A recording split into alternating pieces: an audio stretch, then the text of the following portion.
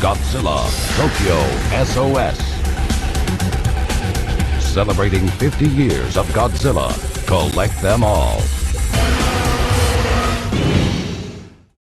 Hey there, welcome back to Tiger Drop Films, or if you're new, then I hope you stick around. Today I'm going to talk about Godzilla Tokyo SOS, a film that came out 20 years ago, so we're going to celebrate its anniversary and maybe learn something new along the way. Now, I saw this film for the first time in theaters about 2 weeks ago, so the core footage of this video, it's not too recent, but, what's life if you're not a little busy, right? Oh yeah, so anyway. Let's get into it. Today we're going to celebrate the 20th anniversary of Godzilla Tokyo SOS. So here I got my old 50th anniversary of the Godzilla series, Tokyo SOS box. I'm sure most people remember this, the classic Sony DVD. Then I have a Thai release of Tokyo SOS for my papa. This holds a very special place in my heart too. So yeah, I got my classic DVDs. So I just got back from the Fandango showing of Tokyo SOS across the US. First, it's been released in the United States to my knowledge, and it was a blast,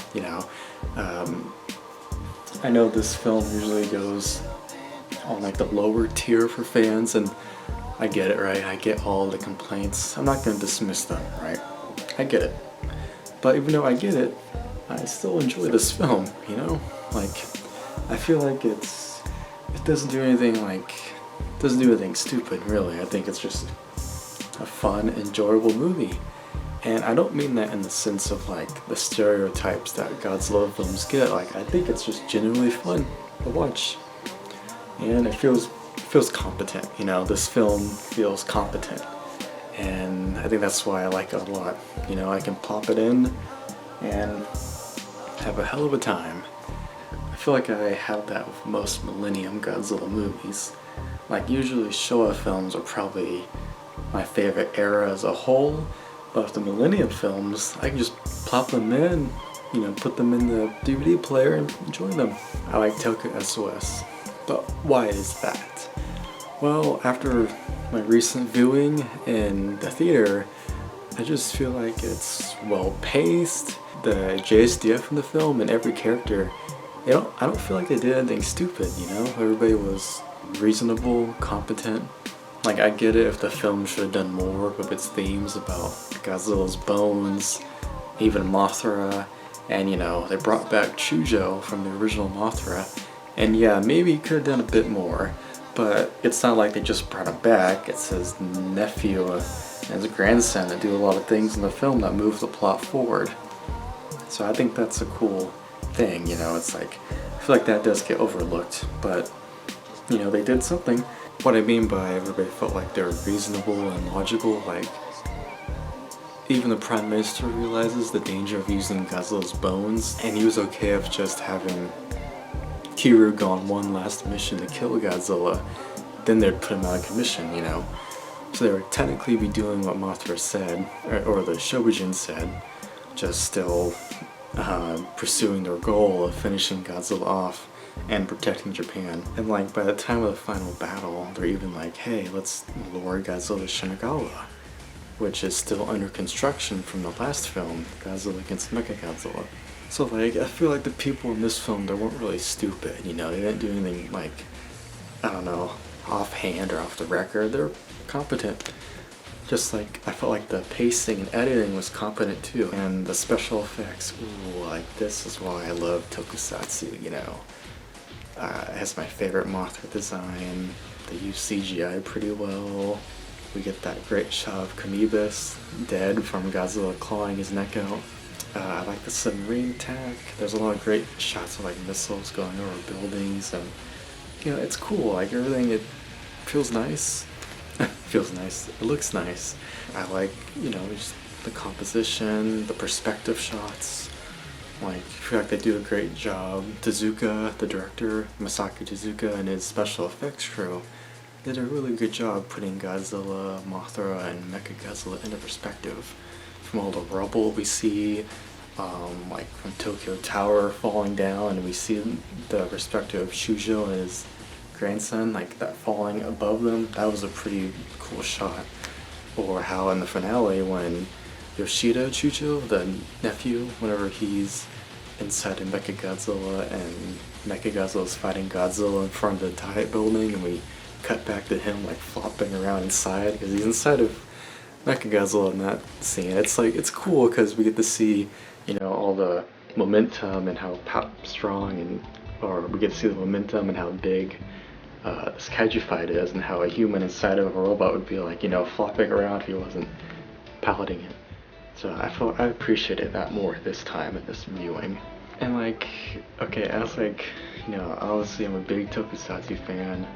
I really like when we first see Chujo, you know, the original one from Mothra, 1961. He's reading out of his book, which is the first. That's how we saw him in the original Mothra. That was our introduction to him. So I'm glad Tezuka remade that. You know, like in the original Mothra, he's reading a book. He puts it down. He has like a beard, and he shaves it. But here, he's just reading a book, and it's a nice callback.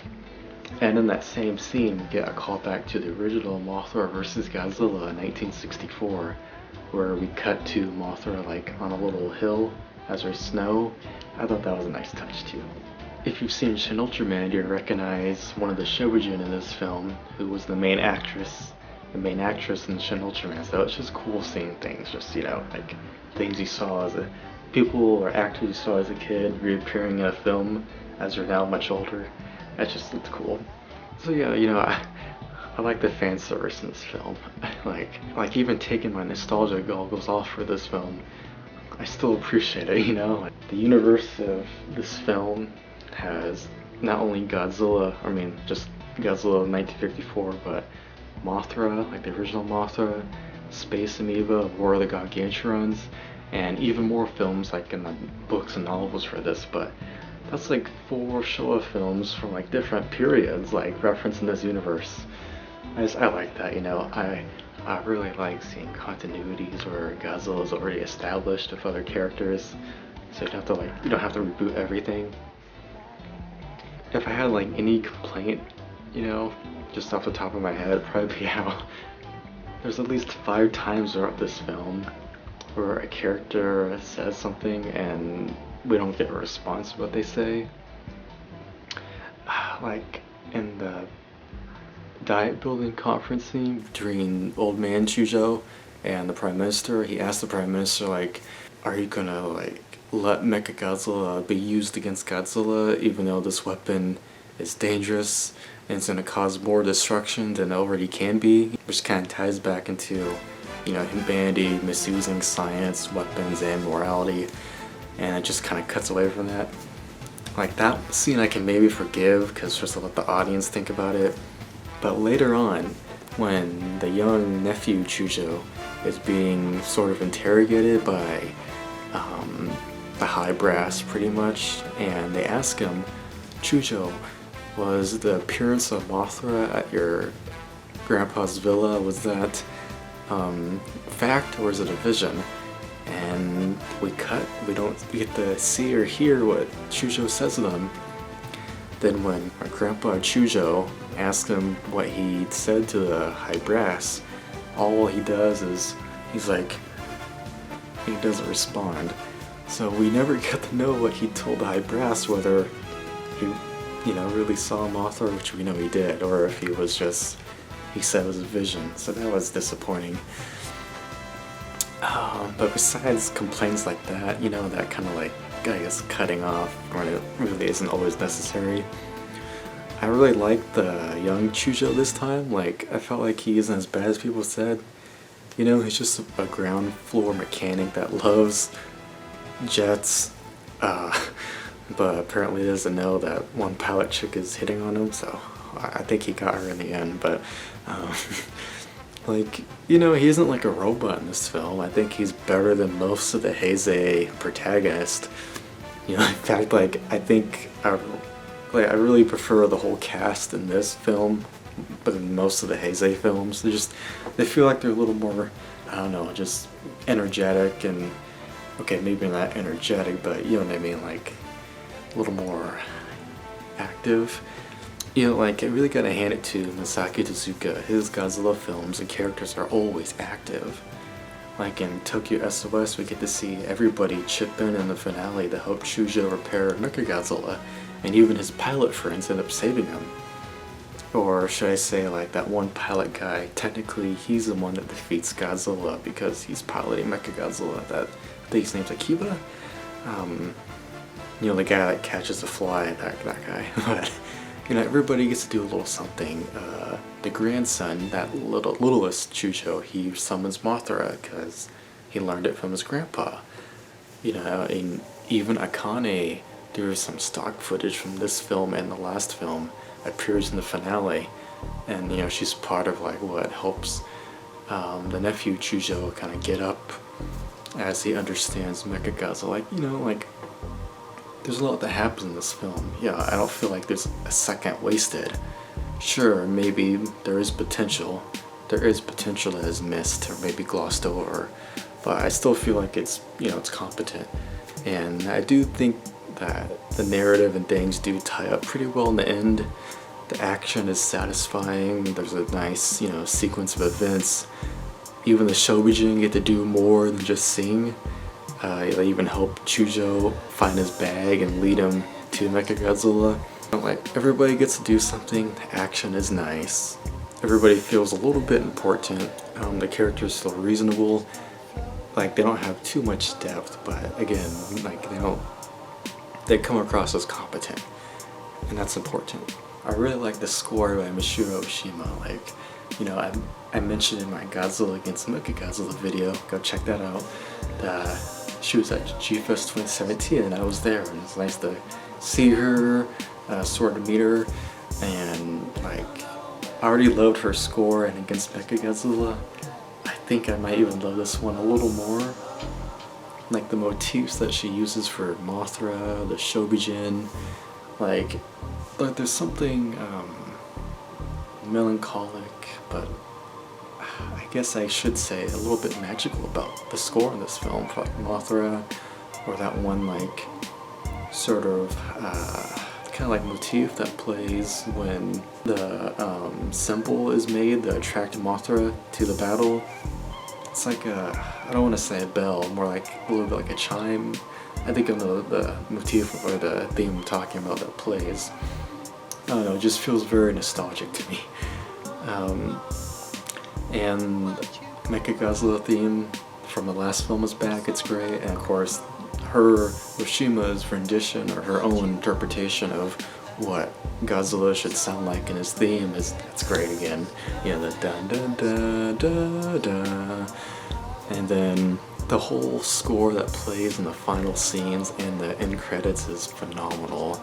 Like, I really feel like that score coupled with the original Godzilla once again possessing Mechagodzilla, and just the way the film ends, it feels like this really was like part of the 50th anniversary. I know that's commonly attributed to Final Wars, but I feel like this film was part of that, you know? Like, we get to see the original Godzilla somewhat return. He gets to put another member of his kind, maybe it's his son, the rest in peace, you know, with him. And Mothra's involved, and you know, it just feels like a nice farewell as Godzilla and Mechagodzilla sink into the ocean. And I like that it ends with the Prime Minister kind of realizing that humanity can learn from its mistakes and that the dead can rest in peace. You know, I feel like this is a more nuanced ending to Godzilla's 50th career, while Final Wars was the after party. Okay, you heard it here first, folks. I think Tokyo SOS is like, you know, a more nuanced, dramatic kind of ending for Godzilla in his first 50 years. While Final Wars is that after party where everybody's drinking and nobody knows what's going on. So, yeah, that's my take on it. But yeah, you know, I really like Tokyo SOS. It's always going to hold a special place in my heart. And, you know, I totally get all the complaints towards it. I do. But even with those in mind, and even taking off nostalgia goggles, I had a lot of fun at seeing it in the theater. I just think it's a Godzilla film that's kind of like one of those episodes of Ultraman where like isn't really too much of a big theme being told, but it's a great like episode to watch for like fights and characters that are you can enjoy looking at on the screen. They do their part. I have so many Godzilla films I could talk about messages and themes on, but between Godzilla against Mechagodzilla and Tokyo SOS, I generally love these films. I think Tezuka, he truly was a Sigma Godzilla fan, and I enjoy his two Mechagodzilla films, really I do. So yeah, these are like a time capsule into a different era of Godzilla, and I miss seeing Tokusatsu Godzilla. I hope we get more shorts with the suits again. But yeah guys, that'll do it for this video. It's just kind of a quick afterthoughts of seeing it in the theater and over a film I have a lot of fond memories over. But yeah, this was just a loose episode or video, so let me know your thoughts in the comments. Are you happy to see it? Do you enjoy just seeing Godzilla on the big screen? Let me know, and stay tuned. I have more Godzilla, Ultraman, and Yakuza content coming out. So yeah, thanks for watching, and take care.